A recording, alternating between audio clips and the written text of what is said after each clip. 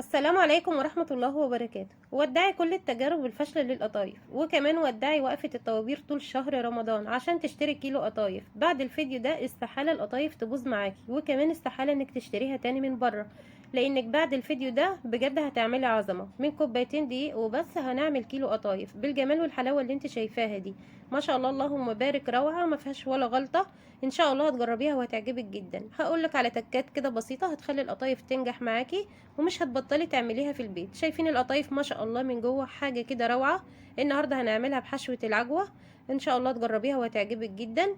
قبل ما نبدا في الفيديو، يا ريت لو اول مره بتشوفي قناتي يا ريت تشوفي فيديوهاتي وتقيميها، ولو شايفاني بقدم محتوى هادف واستحق اللايك اتمنى تدعميني باللايك والاشتراك وتفعيل الجرس عشان يوصلك مني كل جديد. الاول كده عندي كوبايتين من الدقيق ونص. هننخل الدقيق طبعا الاول. وزن الدقيق اللي عندي ده 300 جرام، لو انت حابه توزنيه بالميزان هيبقى 300 جرام. لو بالكوبايه المج دي هيبقى كوبايتين واربع معالق، المعلقه مليانه بشكل هرمي. هننزل عليهم بكوبايه الاول من الميه وهنقلب، بس بعد كده طبعا هنضيف الميه بالتدريج واحده واحده.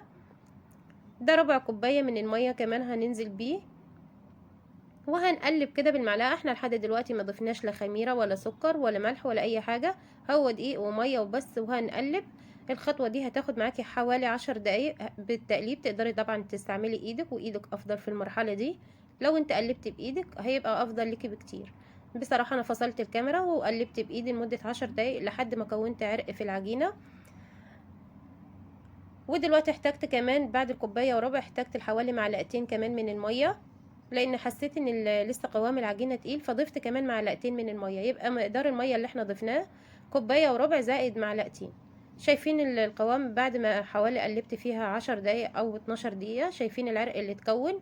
دلوقتي هغطي العجينه بالطريقه دي وهسيبها لمده حوالي 6 ساعات، وتقدري تعمليها من بالليل وتسيبيها لتاني يوم مفيش اي مشكله منها. على ما العجينه يعدي عليها 6 ساعات هنبدأ نجهز الشربات، لان محتاجين الشربات يكون تقيل وبارد. هنعمل كوبايتين من السكر. طريقة جميلة جدا يا بنات، ان شاء الله هتجربيها وهتعجبك جدا. انا من النوع اللي ما بحبش اضيف على القطايف دقيق البسبوسة. بصراحة بحس ان الطعم مختلف جدا، بحب الدقيق الابيض فيها بس. ان شاء الله انت كمان هتجربيها بالطريقة دي وهتعجبك جدا. نزلت بكوبايتين من السكر وهضيف عليها كوباية واحدة بس من المية، وهنرفع الخليط على البوتاجاز. مش هقلبه دلوقتي، هسيبه لحد الخليط ما يبدأ يغلي والسكر يدوب تماما. هننزل بطرف المعلقة ملح ليمون، ولو عندك ليمون انزلي بعصير نص ليمونة، بس ما كانش عندي في الوقت ده فانا ضفت كده ذرة من ملح الليمون. هقلب وهسيبه يغلي لمدة 5 دقايق لحد كده الشربات بتاعنا ما يتقل. بعد مرور 5 دقايق كان الشربات تقل وبقى زي الفل. هنطفي عليه وهنسيبه لحد ما يبرد تماما. خلاص كده طفيت على الشربات وسبته. وهنا بعد مرور 6 ساعات شايفين العجينة كده؟ تحس كده ان هي عملت فقاقيع كده صغيرة، بس ده مش من الخميرة، لان سيبنا العجينة بتاعتنا ريحت 6 ساعات. دلوقتي هنضيف عليها معلقة صغيرة من الخميرة، وما تكتريش الخميرة، معلقة صغيرة مش مليانة. وكمان هنضيف معلقة صغيرة من السكر، وما تزوديش السكر عشان القطايف لما تيجي تسويها ما تتحرقش معاكي وتتلسع منك بسرعة وقلبها يفضل عجينة. كمان ضفت كده ذرة من الملح، وهنضيف نص معلقة صغيرة من الفانيليا. دي كل المكونات اللي هنضيفها على القطايف. وكمان دلوقتي هننزل عندي نص كوبايه ميه هضيفها بالتدريج لحد ما اشوف كده قوام العجينه او سمك العجينه.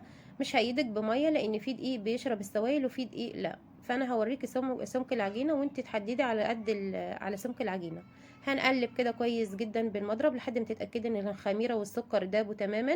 الميه اللي انا استعملتها في تاني مره يا بنات دي كانت ميه دافيه عشان بس الخميره تشتغل.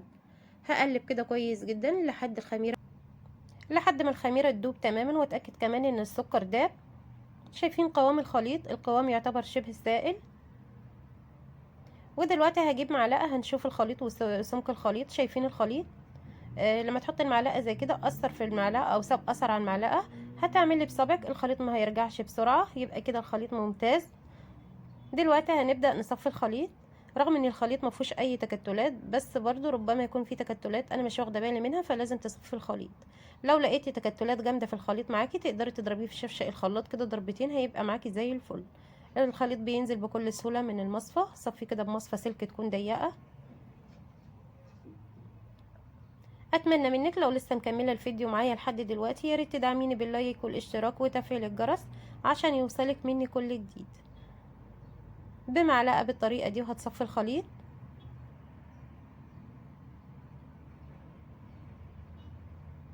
بس كده الخليط بقى جاهز معايا. دلوقتي هغطيه وهسيبه لمده 35 دقيقه بالظبط، ما تكتريش عن كده ولا تقللي، هو 35 دقيقه بس بالظبط. وبعد كده هنشتغل فيها. احنا يا بنات مش بنعمل بيتزا عايزينها تخمر، احنا بنعمل قطايف. وكتر لو سبتيها تخمر فتره كبيره جدا هتلاقي فيها فراغات كتير ومش هتبقى حلوه. العجينه مش هتعلى وكمان حجمها مش هيتضاعف. بعد 35 دقيقه بالظبط اشتغلي فيها. خلاص كده بعد 35 دقيقه هحطها في شفشق او في درق بالطريقه دي. بس انا دايما بحب اشتغل باللي هي ازازه الكاتشب او ازازه المستردة. ببقى جايباها ومخليها مخصوص للحاجات دي، بتبقى نظيفه عندي. دي ازازه مستردة. طبعا احنا مش ما بستخدمش المستردة في البيت، بجيب المستردة جاهزه بالازازه بتاعتها. فانا مخليه الازازه دي للقطايف او اي حاجه، مثلا لو هسقي حاجه بالسيرب زي جاتوه تورت بستخدم الازازه دي. عندي الطاسه جرانيت، استخدمي اي طاسه ما تكونش بتلزق معاكي. سبتها تسخن كويس جدا الاول.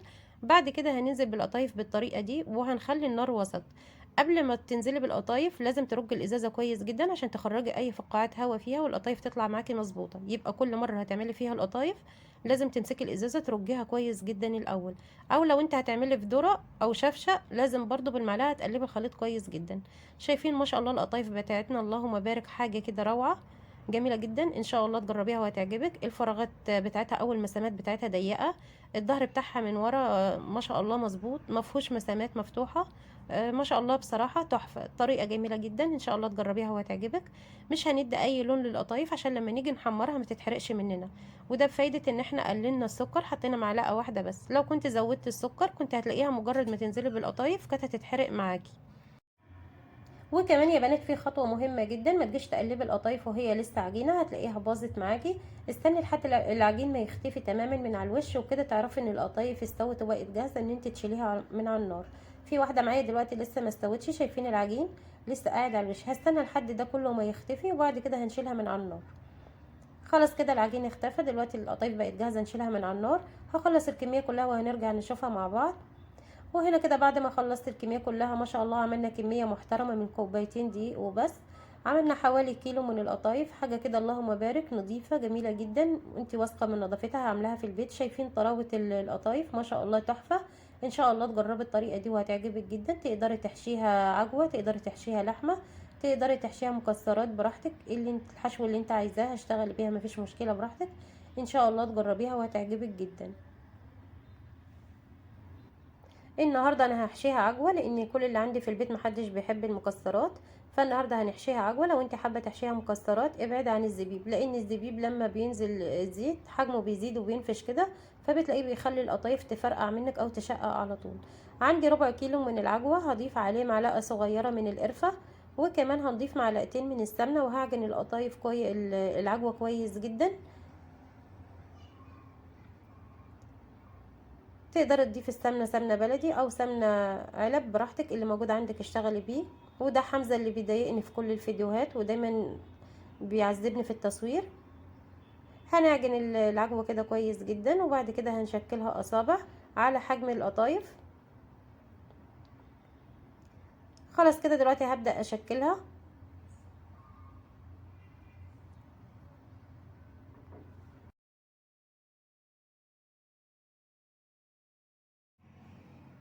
هشكل الكمية كلها بالطريقة دي وهنرجع نشوفها مع بعض. خلاص كده بعد ما شكلت الكمية كلها دلوقتي هنبدأ نحشي القطايف. وفي خطوة مهمة جدا يا بنات، ما تحشيش القطايف كده وتسيبيها في الهواء فترة كبيرة هتشقق معاكي. احشي القطايف وغطيها بفوطة، فوطة مطبخ كده تكون نظيفة. وكمان ما تحشيهاش كلها مرة واحدة.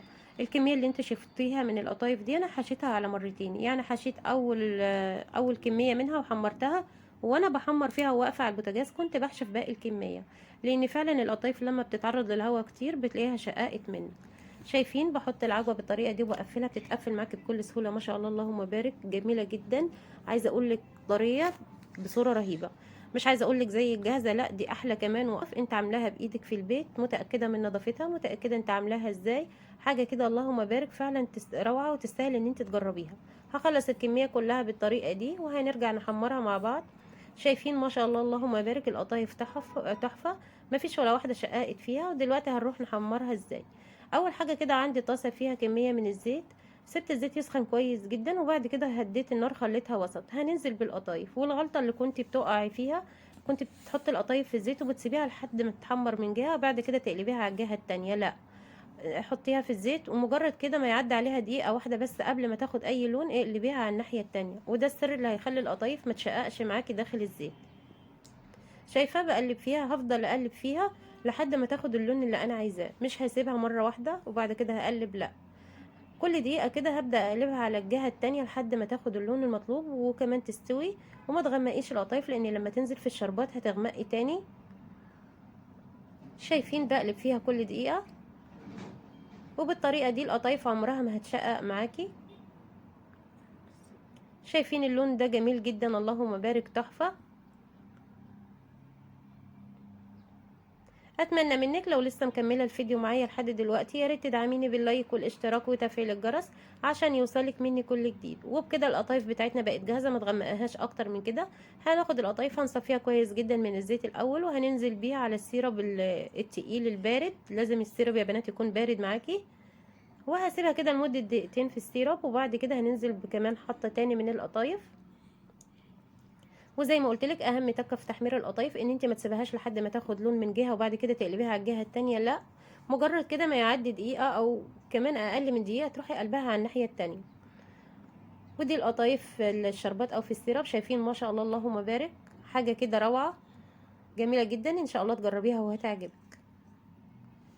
هطلع القطايف في مصفى تصفي الشربات اللي فيها، وكمان هحمر باقي كميه القطايف. كان عندي برضو لسه جزء ما حشيتهوشي، هنحشيه وهنحمره. شايفين ما شاء الله اللهم بارك النتيجه روعه، حاجة كده تفتح النفس، جميلة جدا، متأكدة من نظافتها، عاملاها في البيت. وفرت كتير، من 6 جنيه دقيق عملنا كل الكمية دي. عايزة اقولك الطبق ده وكمان كان فيه طبق تاني، حاجة كده ما شاء الله تشرفك قدام اي حد. هنزينها كده برشة من الفستق الكداب، تقدر تزينيها بالتمر براحتك، مفيش مشكلة. التقديم ده حسب راحتك انتي. ان شاء الله تكون استفدت من الفيديو. شايفين شكل القطايف ما شاء الله اللهم بارك، ما فيهاش مسامات واسعة. كمان القطايف مقرمشه جدا، الحشوه بتاعتها تحفه. العجوه كانت طريه ملبن، ما نشفتش الحشوه او العجوه فيها. هنفتح واحده مع بعض دلوقتي. شايفين قلبها من جوه ما شاء الله، حاجه كده تشرفك، جميله جدا. تقدري تحشيها مكسرات او تقدري تحشيها لحمه براحتك. ان شاء الله تكون استفدت من الفيديو. تدعميني باللايك والاشتراك وتفعيل الجرس، واشوفك في فيديو جديد، ومع السلامه.